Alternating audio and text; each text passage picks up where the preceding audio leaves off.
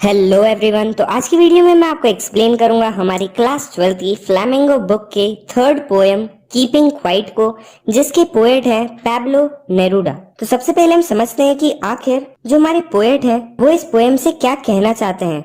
तो in this poem Neruda talks about the necessity of quiet introspection and creating a feeling of mutual understanding among human beings। तो यहाँ पर जो हमारे poet है वो क्वाइट इंट्रोस्पेक्शन की नेसेसिटी को बताते हैं हमारी लाइफ में। इंट्रोस्पेक्शन का मतलब होता है सेल्फ एग्जामिनेशन, या जब हम खुद को समझने की कोशिश करते हैं, उसकी जो नेसेसिटी है, जो नीड है हमारी लाइफ में, और एक म्यूचुअल अंडरस्टैंडिंग की फीलिंग डेवलप करनी चाहिए हम ह्यूमन बींग्स को।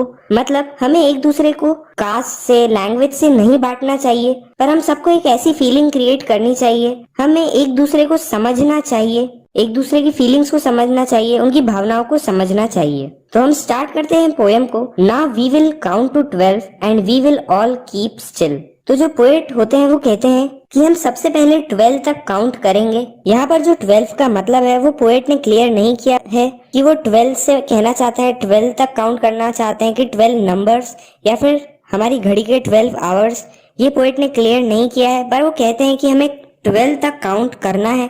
And we will all keep still, मतलब हम इस टाइम में बिल्कुल स्टिल रहेंगे, बिल्कुल क्वाइट रहेंगे, कोई भी मूवमेंट नहीं करेंगे। For once on the face of the earth let's not speak in any language. For once मतलब सिर्फ एक बार हम इस अर्थ पे कोई भी लैंग्वेज में नहीं बोलते हैं, हम बिल्कुल शांत रहते हैं। Let's stop for 1 second and not move our arms so much. हम सिर्फ एक बार के लिए कुछ भी नहीं बोलते हैं, और साथ ही में हम अपनी सारी एक्टिविटीज को भी रोक लेते हैं। हम जो इतना हार्ड वर्क करते हैं, पूरे टाइम कुछ ना कुछ काम करते रहते हैं, तो यहाँ पर यही पोएट कहते हैं not move our arm so much. हम थोड़ी देर के लिए बिल्कुल रुक जाते हैं, कोई भी काम नहीं करते हैं। It would be an exotic moment. और जब हम कोई भी लैंग्वेज में नहीं बोलेंगे, हम कोई भी काम नहीं कर रहे होंगे, तो ये एक एग्जॉटिक मोमेंट होगा। एग्जॉटिक का मतलब होता है बहुत ही रेयर, अनयूजुअल और बहुत ही एक्स्ट्रा ऑर्डिनरी मोमेंट होगा। एक ऐसा टाइम होगा without rush, without engines, we would all be together. और ये जो एग्जॉटिक, ये जो एक्स्ट्रा ऑर्डिनरी मोमेंट है,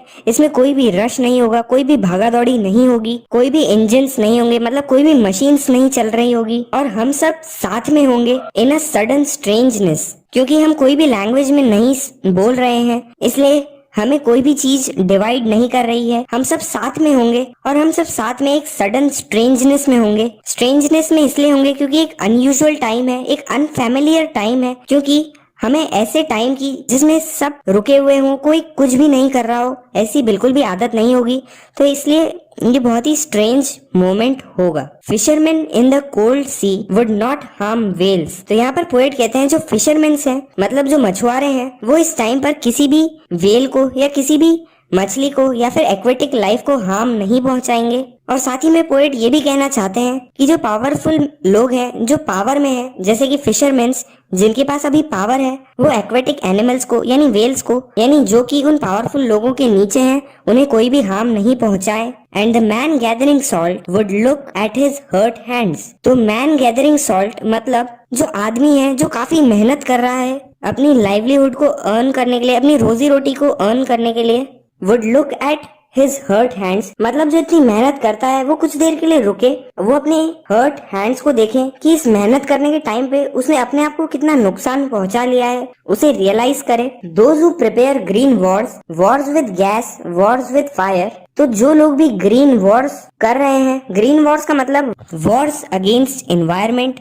मतलब हम अपने डेवलपमेंट के लिए जितना भी एनवायरनमेंट को नुकसान पहुंचा रहे हैं, इतना जो पोल्यूशन कर रहे हैं, इतना जो डिफॉरेस्टेशन कर रहे हैं, और जो दूसरी वॉर है, Wars with gas, Wars with fire, जो ह्यूमंस एक दूसरे के साथ लड़ रहे हैं। वॉर्स विद गैस का मतलब है जो केमिकल वेपन्स यूज होते हैं। वॉर्स विद फायर्स का मतलब है जो न्यूक्लियर वेपन्स और इस टाइप के जो वेपन्स यूज होते हैं। इन दोनों वॉर्स में ही जो विक्ट्री होती है, इसमें कोई भी सर्वाइवर्स नहीं होते हैं। विक्ट्री विद नो सर्वाइवर्स, ऐसा पोएट इसलिए कहते हैं कि इन दोनों वॉर्स में ही भी जो भी जीतता है वो एक्चुअल में दूसरे को हार्म पहुंचाकर जीत रहा है। जैसे कि हम डेवलपमेंट के लिए अपनी एनवायरनमेंट को इतना हार्म पहुंचा रहे हैं, तो इसके कारण आखिरी में हमें ही नुकसान होगा। और हो सकता है इसके कारण जो हमारी एनवायरनमेंट है, जो हमारा नेचर है, वो बिल्कुल डिस्ट्रॉय हो जाए और आखिरी में हम ही सरवाइव न कर पाए। और जो वॉर्स विद गैस और वॉर्स विद फायर है, इसमें अगर हम एक दूसरे से ही लड़ते रहेंगे तो हो सकता है एक दिन हम एक दूसरे को ही खत्म कर दें। तो इसीलिए जो विक्ट्री होगी उसमें कोई भी सरवाइव नहीं करेगा। और इसके बाद पोएट कहते हैं, would put on clean clothes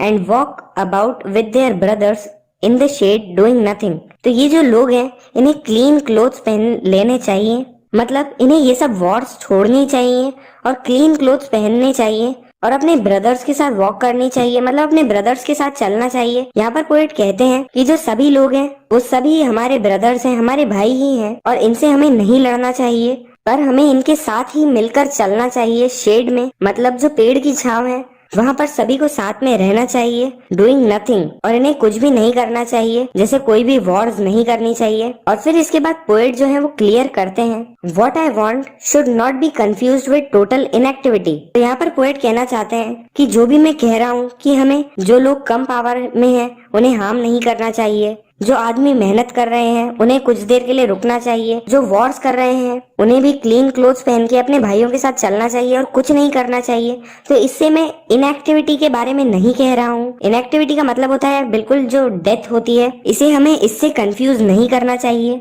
life is what it is about, I want no truck with death, मतलब हमें बिल्कुल भी इनएक्टिव नहीं होना है। लाइफ जैसी चलती है वो तो वैसे ही चलेगी, लाइफ जैसी है वैसी ही रहेगी। आई वॉन्ट नो ट्रक, मतलब मैं इसे एसोसिएट नहीं कर रहा हूँ डेथ से, मतलब टोटल इनएक्टिविटी से। If we were not so single minded about keeping our lives moving, तो यहाँ पर पोएट कहते हैं कि अगर हम इतने सिंगल माइंडेड नहीं होते, इतने सेल्फ सेंटर्ड नहीं होते। सिंगल माइंडेड का मतलब होता है कि अगर किसी इंसान का माइंड या उसका गोल सिर्फ एक ही चीज पे सेट हो और वो सिर्फ उस एक ही चीज को फॉलो कर रहा हो, जो कि है अपनी लाइफ को चलाना, और वो सिर्फ इसी पे फोकस न करे। जैसे कि हम अपनी लाइफ को सिर्फ एक ही ऑर्डर में चलाते हैं, जैसे कि हम पहले स्कूल में जाते हैं, फिर एजुकेशन लेते हैं, फिर कोई डिग्री लेते हैं, फिर उसी पे काम करते हैं और फिर हमारी डेथ हो जाती है। हम इस मेंटालिटी से बाहर निकले and for once could do nothing, perhaps a huge silence, पर सिर्फ एक बारी के लिए हमें कुछ नहीं करना चाहिए, हमें ये सब चीजें छोड़ देनी चाहिए और उस टाइम पे एक ह्यूज साइलेंस होगा। A huge silence might interpret this sadness of never understanding ourselves. हम इतने बिजी हैं सिर्फ अपनी लाइफ को इसी तरीके से चलाने में कि हम खुद को ही नहीं समझ पाते हैं, जिसके कारण हम काफी सैड होते हैं। काफी लोग अपनी जिंदगी से खुश नहीं होते हैं और ये जो साइलेंस होगा ये हेल्प करेगा उन्हें इंटरप्रेट करने के लिए, इस सैडनेस को समझने के लिए, क्योंकि ये जो साइलेंस होगा इसमें वो लोग खुद को समझ पाएंगे कि उन्हें क्या अच्छा लगता है, क्या बुरा लगता है। End of threatening ourselves with death. तो पोएट यही यहाँ पे कहना चाहते हैं कि ये जो साइलेंस होगा ये हमें उस सैडनेस को इंटरप्रेट करने की मदद करेगा, उसे समझने की लिए मदद करेगा। और वो जो सैडनेस है वो क्रिएट होती है कि हम खुद को भी नहीं समझ पाते हैं और हम खुद को डराते रहते हैं डेथ के नाम से। Perhaps the earth can teach us when everything seems dead and later proves to be alive।